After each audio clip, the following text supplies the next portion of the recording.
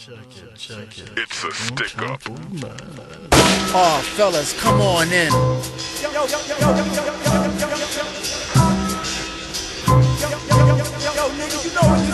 It's a stick up. Fuck that, man.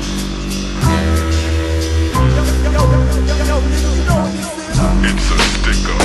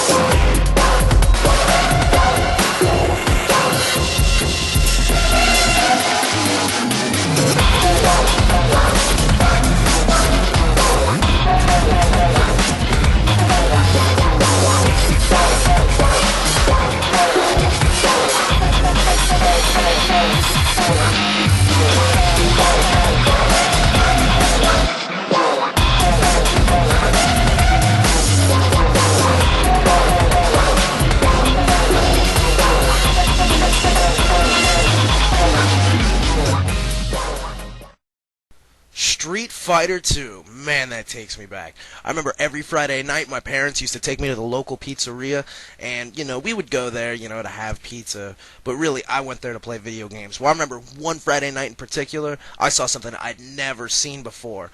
All the kids were crowded around this one machine. They had their quarters lined up against the glass just waiting to play, and I had to see it. I had to see what it was. What was it? It was Street Fighter 2. Man, that game just blew my mind.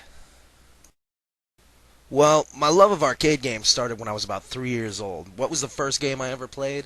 Zaxxon.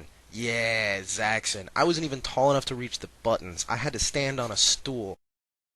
When I was a kid, it just seemed like video games would just get better and better. I remember I used to live near a 7-Eleven, and in the 7-Eleven they had a Final Fight machine, and I just thought it was the coolest thing ever when it came out.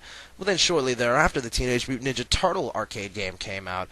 And, we've all played that. It's awesome. And then after that, the Simpsons game came out. It just got better and better. When I was 11, there was a movie theater that had 75-cent movies on Monday nights.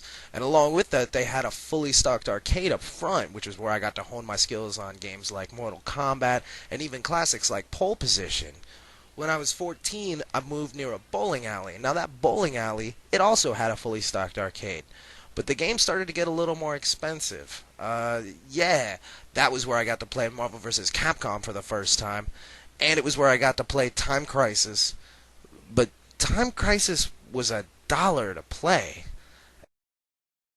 When I was a kid, my mom would pretty much always give me $5 anytime I went to an arcade or anywhere with video games. And that $5 would last me all afternoon or all night, depending on where I was.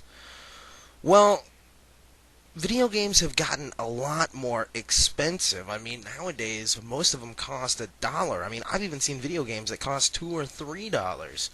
Well, let's think about it like this. Your average game probably costs about $1. And you've probably never played that game, so let's say you're going to get 3 minutes of playtime out of that. Now that's $20 an hour. Now if you're an avid video gamer like me, and you went to arcades like I did when I was a kid, let's say you go 5 times a week. That's $100. That's also $400 a month, and $4,800 per year. Why even go to an arcade if you can just download it on your Wii or Xbox Live? What's the point? $4,800? You can get a used car for that much money.